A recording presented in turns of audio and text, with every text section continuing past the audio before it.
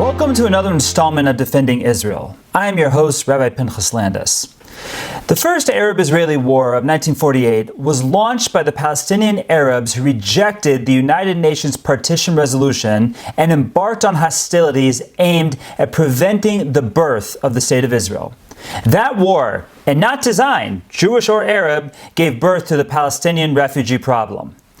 One of the most audacious lies about Israel that is told is that after the UN partition plan, Jews systematically expelled Arabs from the areas promised to Israel.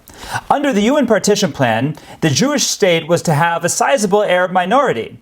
The Arab state was to have no Jews. Critiques of Israel say that the Jews ethnically cleansed the area of their state. This is how the PA president Mahmoud Abbas, a man in the 19th year of his four-year term, tells the story in a 2011 New York Times op-ed. Shortly thereafter, after the UN vote, the Zionist forces expelled Palestinian Arabs to ensure a decisive Jewish majority in the future state of Israel, and Arab armies intervened. War and future expulsions ensued. According to this delusional approach, Palestine's Arabs were passive victims to circumstances beyond their control. They even referred to these events as the Naqba, or catastrophe, as if they had nothing to do with it. Yes, many hundreds of thousands of Arabs did become refugees in the War of Independence, but the Naqba narrative glosses over one key factor: causation. It was caused by their own actions. Let's be 100% clear. Palestine's Arabs started the 1948 war in an attempt to prevent the Jewish state from coming into existence. When they couldn't do it on their own, 5 neighboring Arab armies came to their aid. The overwhelming majority of Palestinian refugees were created here by this war that their leaders launched and their neighbors escalated. The Jews tried desperately to rise above. Initially, they limited themselves to purely defensive measures. When they later went on the offensive, they restricted their troops to only hitting those Arabs with blood on their hands. This rigid approach almost cost the fledgling state the war and eventually forced them to fight like any other army. After this change, the tides turned and the Jews began winning. Among the tragedies of modern warfare is that non-combatants are affected, and they for sure were in the War of Independence. But this does not erase the vast moral gap between aggressor and defender. It does not lift the blame from the shoulders of the Arab leaders. When the United Nations General Assembly passed the resolution to partition Palestine into an Arab state and a Jewish state, the Jews accepted, even though the proposed Jewish state would be a majority desert and smaller than the state of New Jersey. The Arabs rejected and vowed to fight to keep the Jewish state from coming into existence. Civil war broke out the next day, and in the following 12 days, 80 Jews were killed and many more were wounded. Things would continue to escalate, and by the end of the year, 140 Jews would be dead. By the end of the war, 1 out of every 100 Jews would be dead. By comparison, if the same percentages were applied to America today, that would be 30 million people.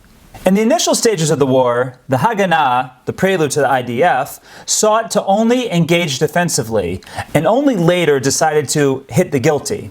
Ismail Safwat, the commander of the Arab Liberation Army at the time, commented, "The Jews have constantly endeavored to narrow the theater of operations and have not attacked a single Arab village unless provoked by it." While this stance gave the Haganah the moral high ground, it was almost suicidal. By March 1948, over 900 Jews were dead and over 1,800 injured. While the Arabs had not yet conquered a single Jewish town or neighborhood, they were winning the War of the Roads. They were using this control to slowly starve Jewish communities and to lay siege to Jerusalem's Jewish neighborhoods and their 100,000 residents. And trying to break this blockade, the Haganah lost almost all of its rudimentary armored vehicles and hundreds of its best troops. As hard as this point of the war was, the Haganah knew things would get a lot worse on May 15th when the British would leave. The Arab nations surrounding Israel had repeatedly threatened to launch a multi-front assault at that point. The Haganah came to the stark realization that there was no way that they could battle these Arab armies while fighting Palestinian militias in their rear. On top of this, international support had started to wane. Countries like the United States saw an impending Jewish bloodbath and felt responsible to stop it. By the end of March 1948, if the nascent Jewish state did not win the War of the Rhodes, Jerusalem would be lost. If they didn't win the Civil War, they would be finished in the looming international war. And if they didn't score some quick wins, the UN might abort the state before it was even started. Due to these circumstances, the Jews were forced to change their tactics. They would now seize the strategic initiative and start behaving like every other army in the history of warfare. Let's look at what happened in the Arab village of Castel as an example. The village dominates the final approach to Jerusalem. The Haganah conquered the village on April 2nd. 5 days later, the Arabs led a counterattack, which they won. The Haganah reconquered it on April 9th. At this point, the Haganah ordered the village to be razed to the ground. They had learned the hard way that if they left a village standing, they would have to leave troops to prevent its recapture. The young Haganah could not spare a single soldier, so they had no choice but to render the village destroyed. This approach was repeated throughout the country to put down the Arab militias that were attacking the Jewish settlements. In Haifa, as the Jews got the upper hand in the city, the Arabs fled for the port. The Jews implored them to return home and resume regular work in peace and security. The British military confirmed that the Jews had been making strenuous efforts to check the streams of refugees, in several cases resorting to actual intervention by the Haganah. Appeals have been made on the radio and in the press urging the Arabs to remain in the town.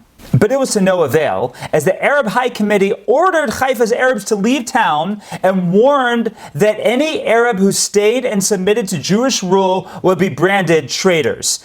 Now, Arab traitors don't usually live very long. Major General Stockwell said to the Arab leaders at the time, "You have made a foolish decision. After all, it was you who began the fight, and the Jews have now won." A similar scenario played out in Jaffa a few days later. At the time of the Arab surrender, the Haganah announced, "This is not a time to rejoice. The city of Jaffa is almost empty. We promised the residents a peaceful and dignified life, and it is incumbent upon each and every one of us to uphold this commitment. This is a matter of honor and the hard moral core of our army." To say that there weren't exceptions to this would be a lie. But it is important to point out that the exceptions, like the infamous Battle of Deir Yassin, for example, were so rare that critics of Israel have a hard time even pointing to another battle as an example of Israel's atrocities. While there were, in fact, those Arabs who were expelled as a consequence of war and where strategy deemed it necessary, they were a minority. The majority of Palestine's Arabs fled on their own initiative to get out of harm's way.